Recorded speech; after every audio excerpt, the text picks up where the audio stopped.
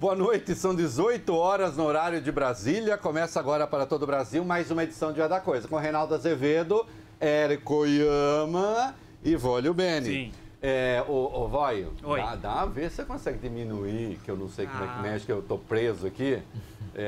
Porque vai levantar voo daqui a pouco. Sei lá. Você dá uma mexidinha ali. Mas, meu filho, quando tudo parecer confuso, vem pra cá que a gente desconfunde. Milhões de pessoas acompanham o programa pelo Dial, mas você pode fazê-lo também pelas redes sociais, sempre Rádio Band News FM.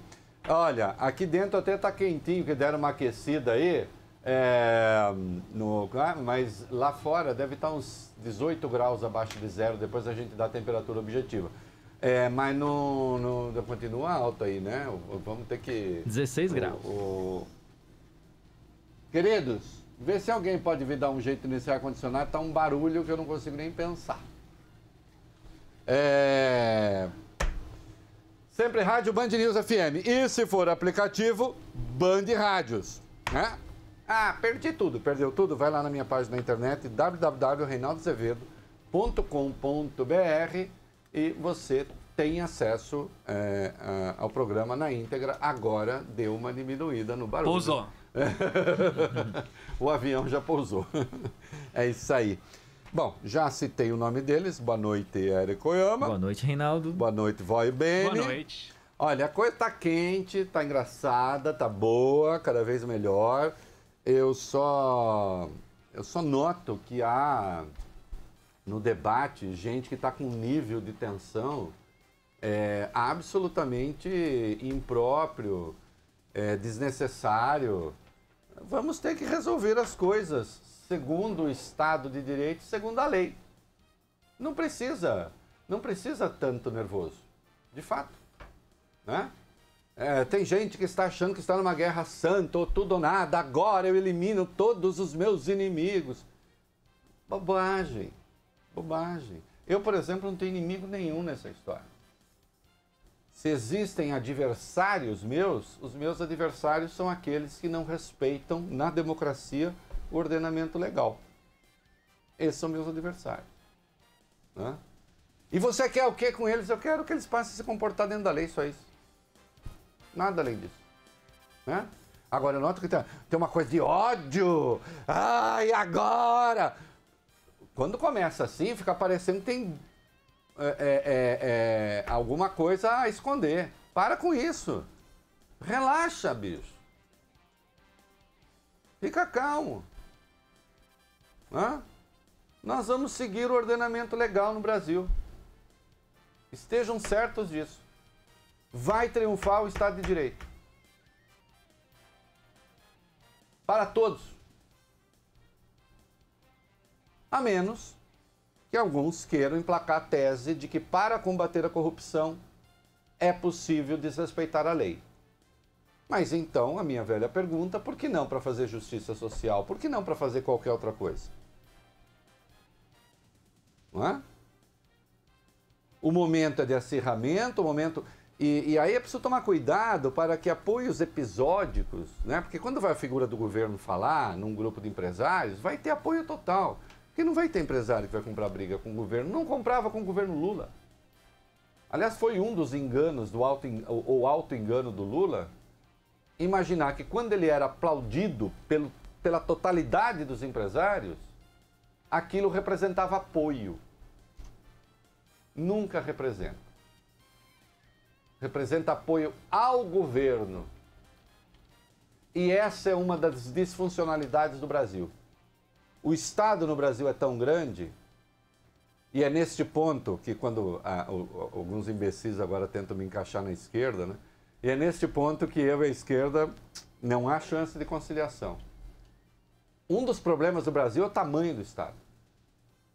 Justamente porque ele é grande, e justamente porque ele fica sob o controle do governo, como é óbvio, então você tem uma parcela importante da sociedade e do PIB que é governista. Não importa o governo. O PT se dizia de esquerda, socialista e não sei o que, nunca foi socialista, né? Mas com sotaque de esquerda, sim. E, no entanto, tinha o apoio unânime do empresariado. Não? Por que não se briga com o governo? Porque o governo é muito grande. Porque o governo pode fazer diferença na vida das pessoas e das empresas. Então aí fica essa sensação de potência, quando na verdade não é. E claro, há aqueles que escolhem ficar com o lado vencedor, que considera vencedor, o vencedor de turno, o vencedor da hora. Né? Eu fiz a crítica que achei devida e que achei devido fazer ao petismo enquanto esteve no poder. E hoje faço a crítica que considero devido fazer e devida ao governo Bolsonaro. E assim são as coisas. Acho que esse exercício da crítica independente, livre, sem guerra santa, né? Porque eu não tenho guerra santa nenhuma, é a tarefa do jornalismo.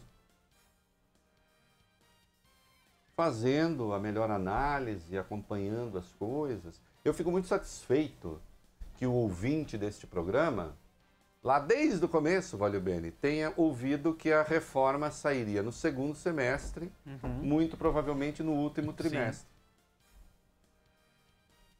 Não é o que vai acontecer?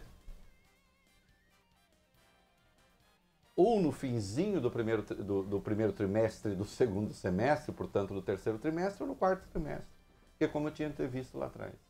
O tamanho da reforma, vamos ver ainda. Não foi votada. Não? Então, estamos aqui para fazer análise, não para ficar caçando inimigos. Eu não tenho inimigos. Alguns têm a pretensão de ser meus inimigos. Mas não é assim que eu vejo. Né? Ah, tem gente que você não gosta? Tem gente que eu não suporto. Mas isso é outra coisa. Minha análise não se pauta por isso. Né? Agora, aqueles que estão nessa... Tá, calma. Né? Que tanta paixão sanguinolenta, ela costuma reverter em prejuízo dos sanguinolentos. Não, a mim me basta que as pessoas se encaixem nas regras do jogo. Quais são as regras do jogo? E todas as consequências de se encaixar na regra do jogo são as consequências de se encaixar na regra do jogo. Pronto. Ponto final. Não é fácil. Não é fácil. Tem gente que está achando que é uma corrida de 100 metros. Ou Valeu Bene. Não é. É uma maratona. É uma maratona. Quem sabe correr 100 metros não sabe correr maratona. Certo? E quem corre maratona não ganha 100 metros. Então, cada coisa no seu... Quem corre 100 metros tem que ter explosão muscular, tem que ser aquela montanha de músculo ali, tem explosão e vai, pumba, e 100 metros, acabou e chega lá morto. Que a coisa ali é de segundos, né? 2 segundos os 100 metros fazem uma diferença enorme. Corresponde a minutos na maratona. Agora, maratona não. Costuma ser aquela gente bem magra, quase esquálida, que quase você dá um lanche, né? Pensando que a pessoa está morrendo de fome. Os músculos são outros. A musculatura movida é outra. O fôlego tem de ser outro. Pode perder, pode ficar atrás nos 100 metros iniciais, 200, 300, 400, não importa.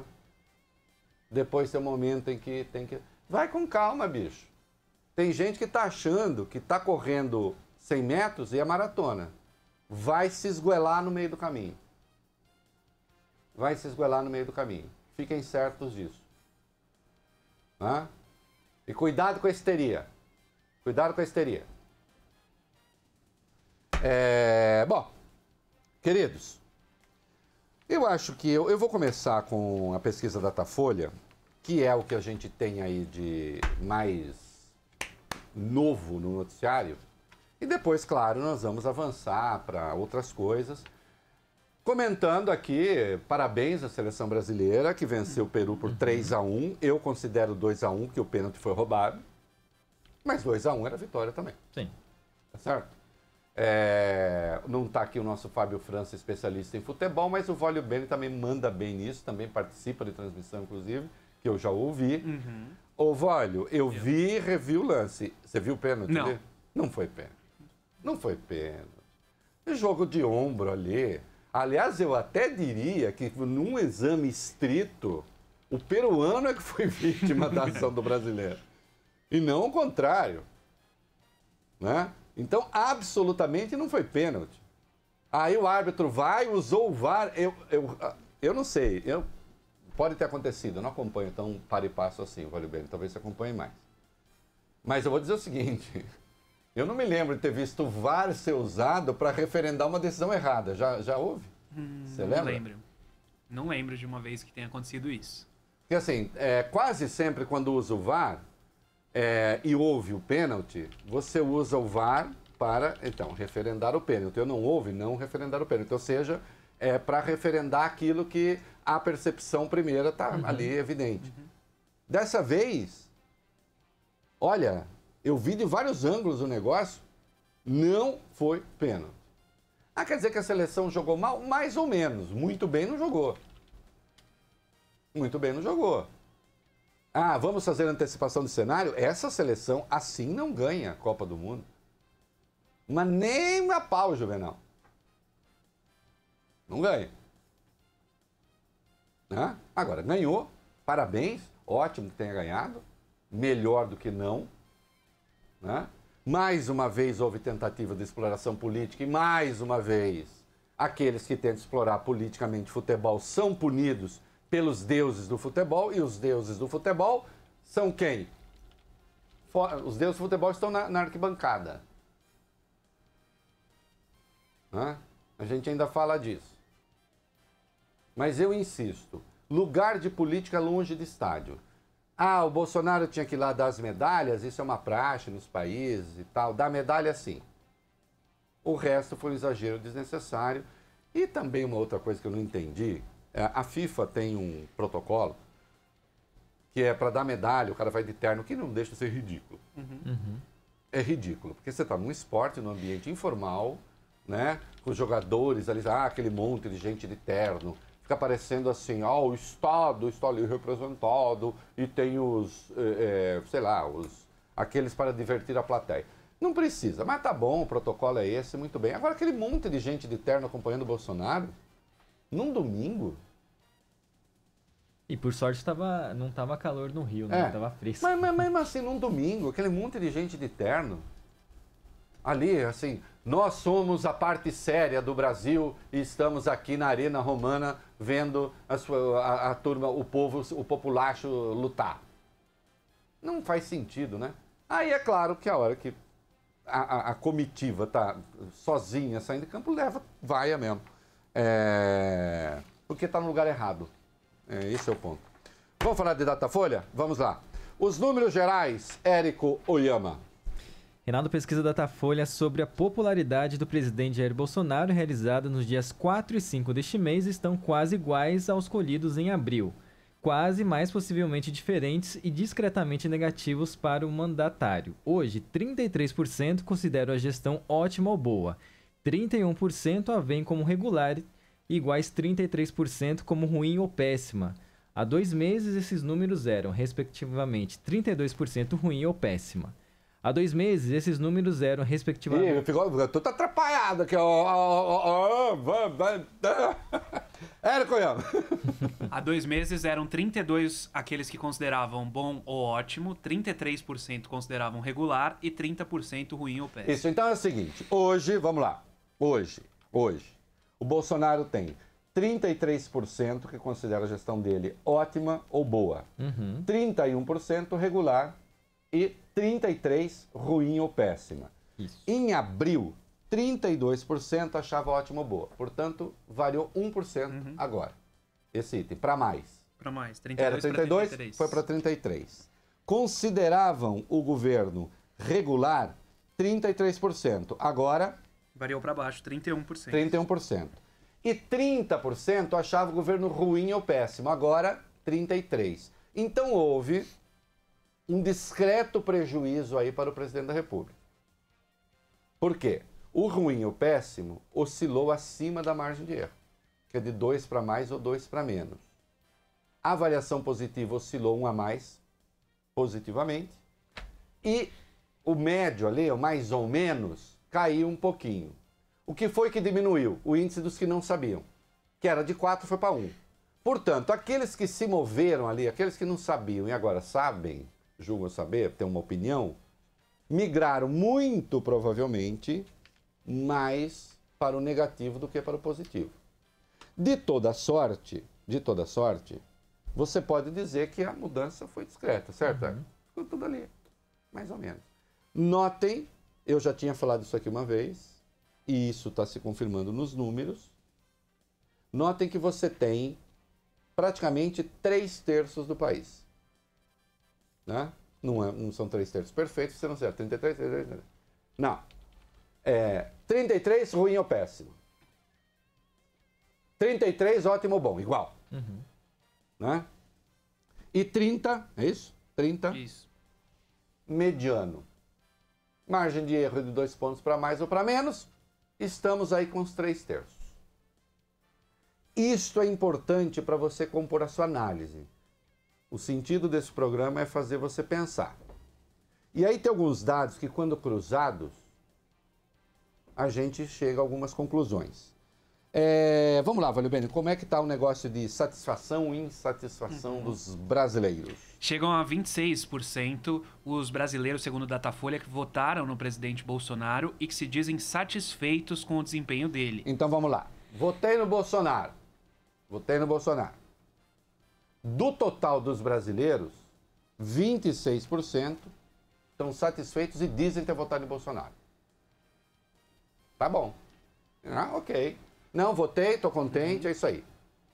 Mas tem uma parcela aí que pode ser um sinal de perigo. Vamos lá. Entre os mais ricos, a parcela alcança 45%. Sim, como esperar, né?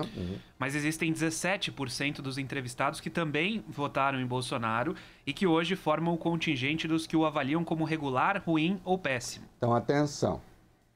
17%, né, votaram em Bolsonaro e estão ali no bloco do ruim ou péssimo ou regular. Então aquele que votou em Bolsonaro está insatisfeito. Tá certo? Notando que o índice de satisfação dos que votaram é grande. E isso compõe o nosso cenário de análise. Nós vamos ver aqui. O Bolsonaro caminha para ter uma coisa que o petismo sempre teve. 1/3 vota no PT, não me interessa o que aconteça. E o Bolsonaro está começando, vamos ver se isso dura, assim, não quero saber se é bom ou se é ruim. É bom. Que são as pessoas com quem é meio difícil conversar. Como eram os petistas. Se apontava problema, não vem não, você não gosta do PT, você é antipetista. Não, mas é que... Não! E com o Bolsonaro a mesma coisa. Não adianta você apontar evidência de que a coisa não vai bem, aqui e ali, nem que seja uma questão em particular, e o cara não reconhece. Porque ao ser um lulista, petista ou bolsonarista, ele se descola do real. Ele se descola do real. Numa esfera superior do pensamento, meus queridos, é isso que é a ideologia. O que é a ideologia? A ideologia é quando você tem uma leitura da realidade, você tem um filtro para ver o mundo, e aí não interessa o que está ali. O que vale é esse filtro. Em relação ao Moro, nós vamos ver daqui a pouco. O cara pega o Moro praticando ilegalidades. A estarem certas as conversas, a serem reais, e ele até agora não disse que são mentirosas, mas agora não interessa. Ele combate a corrupção. Então a realidade deixa de ter importância.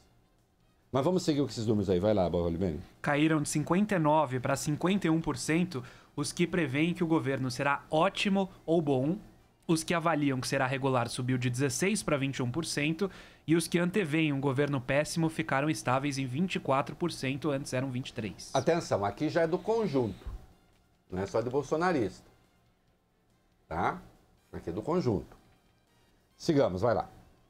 O bolsonarista, realmente otimista, encolheu. Antes da posse eram 41% dos entrevistados, em abril 37%, chegam agora a 34%. Olha que curioso, Valibene, olha que curioso, meu querido Érico Oyama. O bolsonarista realmente otimista era 41, certo? Dos entrevistados. Lá no começo. Depois foi para 37. E agora está em 34. Reparem que praticamente o mesmo número dos que consideram o governo ótimo ou bom, que são 33. Certo? Entenderam a lógica? Muito bem. Segue aí, Vaio. Para 61%, o presidente fez menos do que o esperado. Acham que ele está de acordo com o esperado, 22%, e que superou a expectativa, 12% Olha dos aqui, entrevistados. de novo. Para 61, o presidente fez menos do que o esperado. Se a gente somar os que acham o presidente ruim ou péssimo, ou mais ou menos, soma 63%. São esses que acham que o Bolsonaro fez menos do que o esperado. Entenderam como os números são compatíveis? Assim como, se você somar os que acham que o Bolsonaro fez o esperado, 22, e até mais do que o esperado, 12, você chega a 34%, que é o mesmo número dos 33 que acham o presidente ótimo ou bom. Portanto, os números colhidos pelo Datafolha são absolutamente compatíveis, razoáveis e estão, eu diria, de acordo com a realidade. Talvez até estejam de acordo com o estádio. Talvez.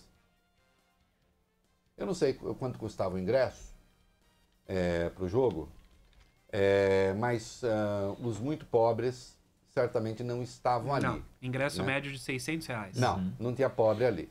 Mesmo assim, a gente viu quando o Bolsonaro foi entregar as medalhas, eu já antecipo aqui, porque foi lá, né? Teve vai e aplauso, foi misto. Teve vai e aplauso, você ouvia as duas coisas. Um grito aqui ou ali de mito, tal, teve aplauso, teve vai. E aí parece ter ficado claro que o que havia de aplauso, na maioria das vezes, dizia respeito ao jogo, aos jogadores, ao esporte em si. Não tinha a ver com o presidente. Quando terminou a cerimônia e quando o presidente foi sair de campo acompanhado ali de assessores, aí lamento, queridos, aí não houve divisão, não. Aí, assim, a esmagadora maioria era vaia mesmo. Eu diria, então, não tem o número, mas me parece assim, dá para chutar que pelo menos 2/3 estavam vaiando.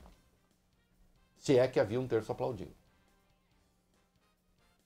Se é que havia um terço aplaudindo. Isso era o que se deu para ouvir na televisão. E isto me passaram muitos amigos que estavam lá no celular. Inclusive com um sonzinho. Isso quer dizer que o presidente está perdido? Não, eu tratei disso na sexta-feira, acho.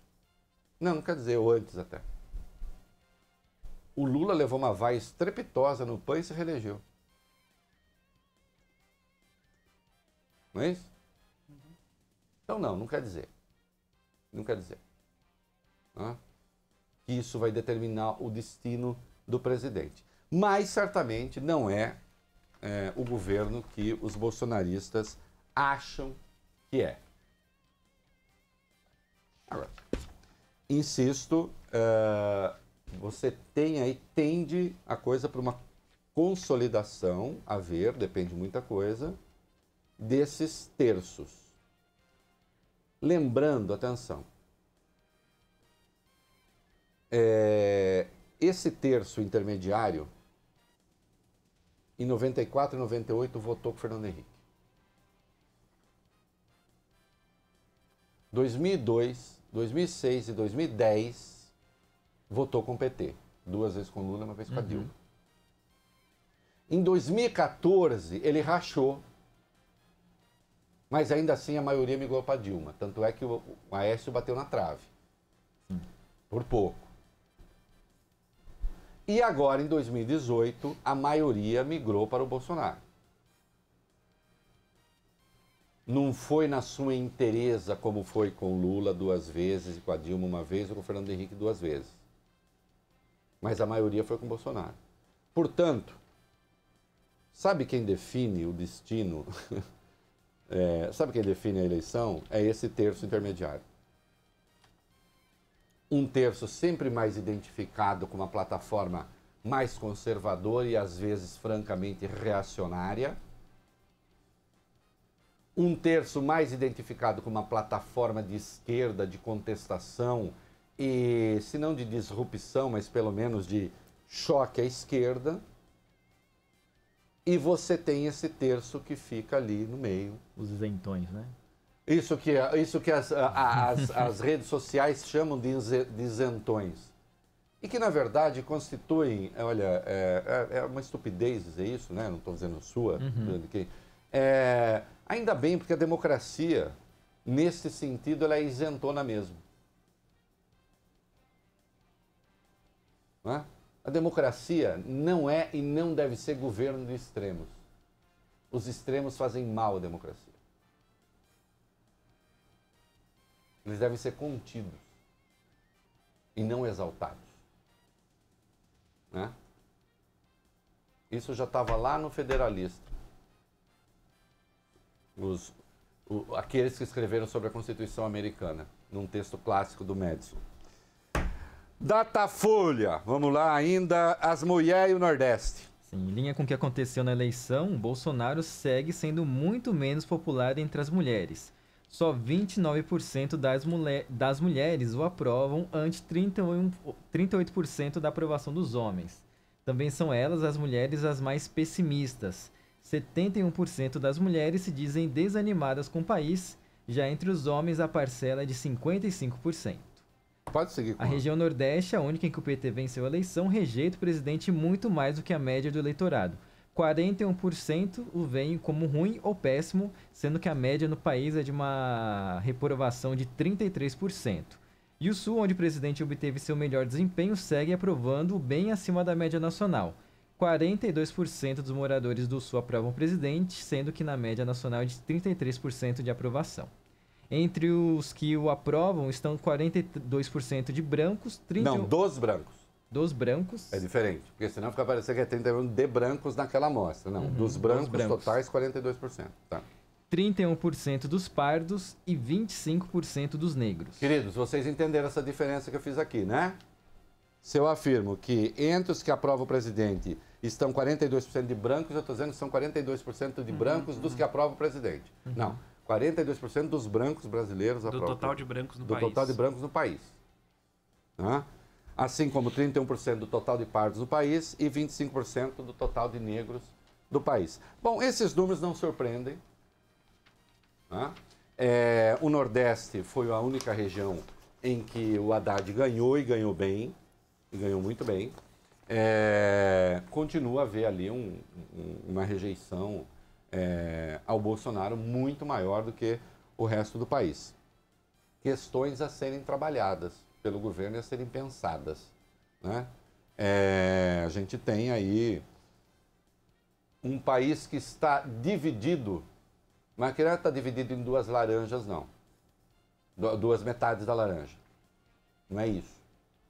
Está dividido em 3 terços. E isto, reitero, não é exatamente novo no país. Nós vamos para o comercial na passagem, meu querido Vólio Bene, fazendo uma homenagem ao grande, ao gigantesco João Gilberto, né? Que infelizmente morreu. E nós temos aí...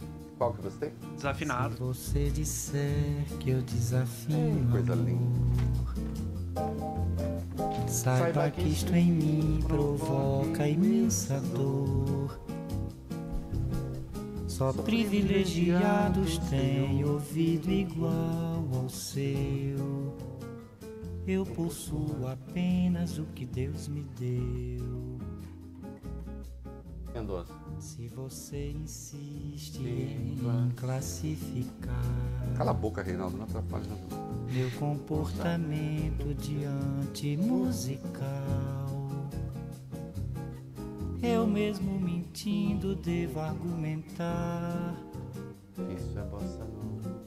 que isto é bossa nova, que isto é muito natural.